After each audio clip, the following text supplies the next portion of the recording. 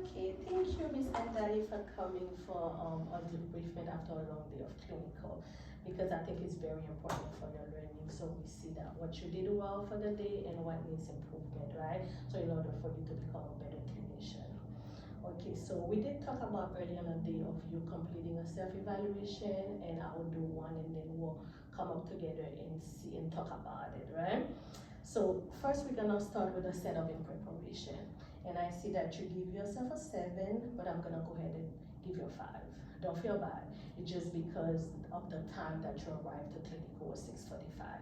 So you did not have a lot of time to get your set up properly, your airway, and see the patient, draw your blood draw, so we didn't have enough time for that. So what happened today? What time you usually get here in clinical? First of all, I want to say I'm really sorry about being late today. That's not the usual time that I get here. I usually get here even before 6, but definitely by 6. Today I had some problems, and I didn't even get a chance to call, so I understand it was my mistake.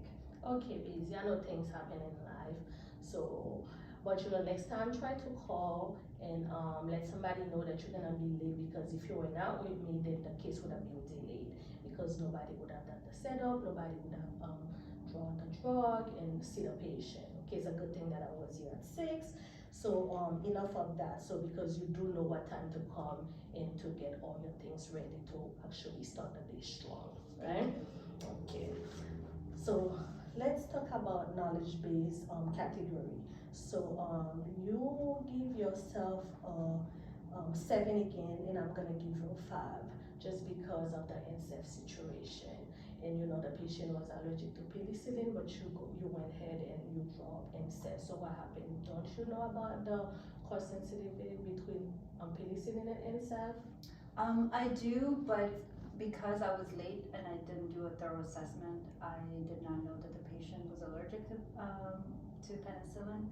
And my knowledge about the cross sensitivity is that there's variation in the literature, that it could be from like 1% to 10%, but generally we do avoid it. I think if I knew that for sure that the patient had allergies reaction to penicillin, I would not have drawn up NSAID. Okay, Maisie, I'm glad you tell me. So you see how just coming early and prepare yourself can avoid a lot of mistake, right? And have the patient sick, because just by knowing, we could have literally put the patient into anaphylaxis reaction per se, right? So it's good to know the patient, the history, because you can't give drug if you don't know the patient history, just to make sure the patient is safe, right? So and what other drug could you use because the patient is allergic to penicillin? Clindamycin or vancomycin. Okay, very good. So you do know. Okay.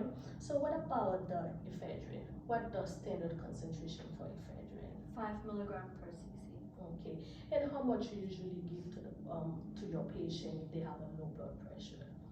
I usually start with 2.5 on the first push, and then go to full dose, 5 milligram per. I thought you told me to give 5 cc's, and that's why I almost made that mistake. But I do know that my dose is 5 milligram per cc. So I'm glad you do know, because it's not like a knowledge problem. So it's basically you're not being assertive, and it's good to be assertive in this profession because the patient are counting on us to be safe, right? So if you feel like I'm telling you something that don't make sense, you'll be like, hey, hold up.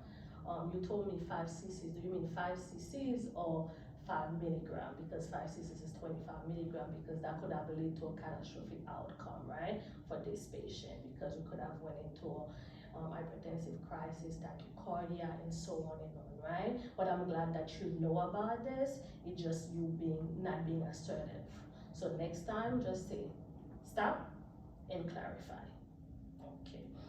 And also, Ms. Basie, I realized that you were on your phone, like while we're taking care of the patient, because just not paying attention, especially at the level that you are, we can miss a lot of stuff, right? And so if you need a moment to be on your phone, if you have to take care of something, it's better to say, hey, excuse me, I need to step out and take care of a situation and come back with your mind fresh, ready to take care of the patient. Okay, next time just do that. All right. because you don't want nobody to have a bad impression on you. Motor skill, you give yourself a 7, Ms. Busy, and I'm gonna tell you that I'm gonna give you a 10 today.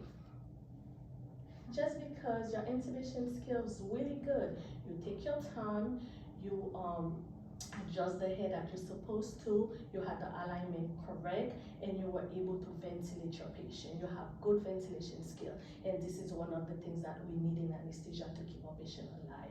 Because if we ever get in trouble, we're not able to intubate a patient, what can save a patient life? That's ventilation. Ventilation, you got it. And you did really good at that, so I'm gonna give you a 10. All right, so you see, you're very good. So, what about a positioning? We had a patient in Steve Trendelenburg, right? And we ended up with a peak pressure of 38. So what are the things that could lead to a high peak pressure? Well, when we went in Steve Trendelenburg, we could have had endobronchial intubation, could have had an obstruction somewhere, and or a decrease in lung compliance from the cephalad movement of the abdomen contents. So various things, but I think in that moment I just was not thinking quickly to give you an appropriate answer. Okay. See, Ms. Basie, you have a lot of knowledge. It's just a matter of taking all that we know and put it in application for a patient in order to keep them very safe and well, right? So next time, don't rush. There's no rush. Think about it. Why do I have that high peak pressure first? And then we check the patient like you said, right? We check to make sure there's no obstruction. We check to make sure that we listen to the patient, right? If we need to stop, then we need to stop. Patient first, right? And then if everything is correct and we need to make changes on the bed, what would you do? Change to pressure control. Okay, you know everything. I'm pretty sure next time you're gonna do very well. It's just a matter of think and apply. Okay, I know it's not easy to do so because I went there, I was where you are, at one point. So, but we just have to keep going and do what we're supposed to do. So, and the last thing is emergence. So on emergence, I realized that you did not put a OR airway for this patient. And because we did intubate the patient, we started with putting an OR airway. So especially at the level that you are in, because you did not know the issue of the patient, it would have been good to just put an OR airway in case we get into trouble. Then you can just go ahead and have a patent airway after you extubate, right? But then you put the patient on pressure support, and the patient had no twitches. And again, good, you have your twitch monitor with you.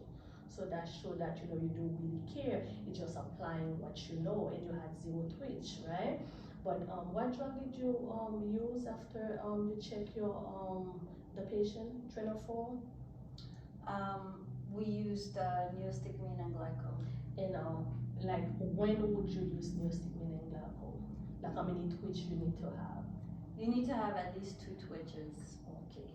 Again, it's just running and do things, because we can't just do things for doing things. We need to do things if it's appropriate, because we know the answers, but we're not applying it to the patient. And what drug would you have used?